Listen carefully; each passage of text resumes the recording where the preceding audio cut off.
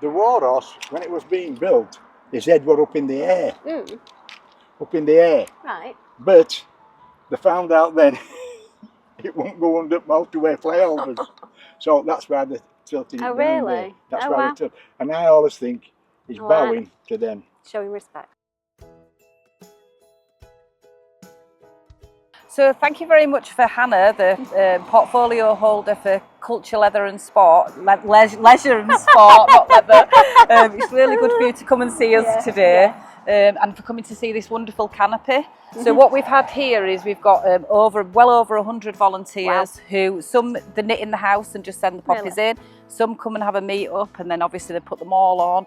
But every poppy's an individual. Yeah. You know, there's not one the same. Really? We've had a lot of local businesses supporting us to pay for the wool, to pay for the needles, to pay for crocheting hooks. We've had the local school involved.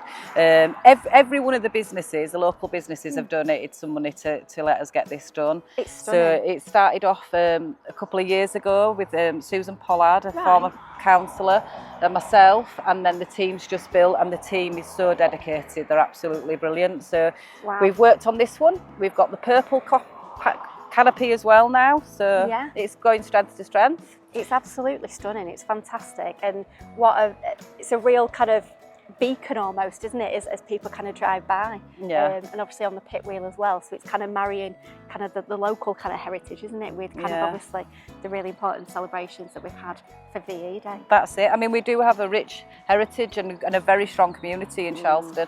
So obviously we've not just got the mining, we've still got a lot to do with the farming history. So we've a lot of work to do with that as well. And is that an area that you kind of wanted to kind of develop more? Yeah, we'd like to really celebrate that, because obviously the farmers, there's no farms, no food. No. So we want to celebrate that. We're going to put in a bench for them to recognise their hard work.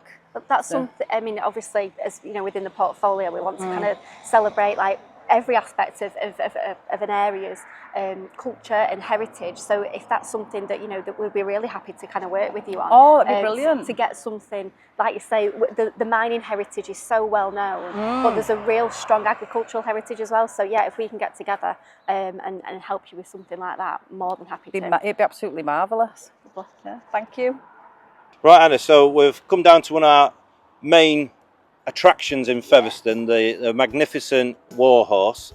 I'm also here with Councillor Jack Hutsby, one of the local town councillors. I think it's worth actually asking him what these sculptures actually mean, because there is opinion difference in there about how art can be interpreted. I call that number one. Number one? Number one, that's an old soldier bending down to pick a poppy up.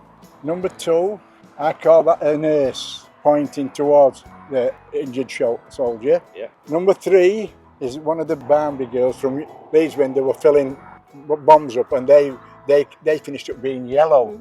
Number four is that Tennent pit banner. That one is in Featherstone at the time, First World War. We had more Belgian refugees in Featherstone than anywhere else in the country. Wow. And the sixth one is, I call that a young lad looking over to the poppies, saying thank you for giving me a life. Wow. Public art like this, you've just told the story, like the really local story, haven't you, for the kind of generations around here. But people from all over come over, so whilst we might have public art that's local, we're drawing people from outside the district to come and see. Yeah. This is just incredible. I love it so much. Well, Councillor Isherwood, Graham, before he died, and Councillor Margaret Isherwood, they send all we have goes to their sons in America and in Australia. Wow. So it's gone all that way over. Yeah. And there was the two benches we've had made. Yeah. And those are that one and that one there, two benches. There's one for the animals again, and the role that they played, doesn't it, in the war, as well as the servicemen and women. And that area there is for the wildlife. We do not cut that at all. And it past the cut is where the trees are. The 353 people what were killed in the First War. It's a beautiful place to come and sit and reflect. It is.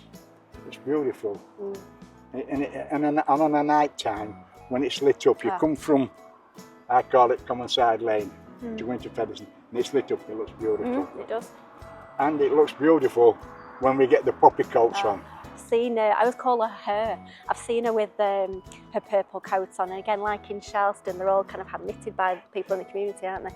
Fab. It's actually a video what we did for the unveiling, didn't Yes, we? we did. And that's on the Featherstone Town Council's YouTube channel and also Facebook page. So depending which social media you're actually viewing this on, we'll try and put a link to that video if you want to see the warhorse in full glory.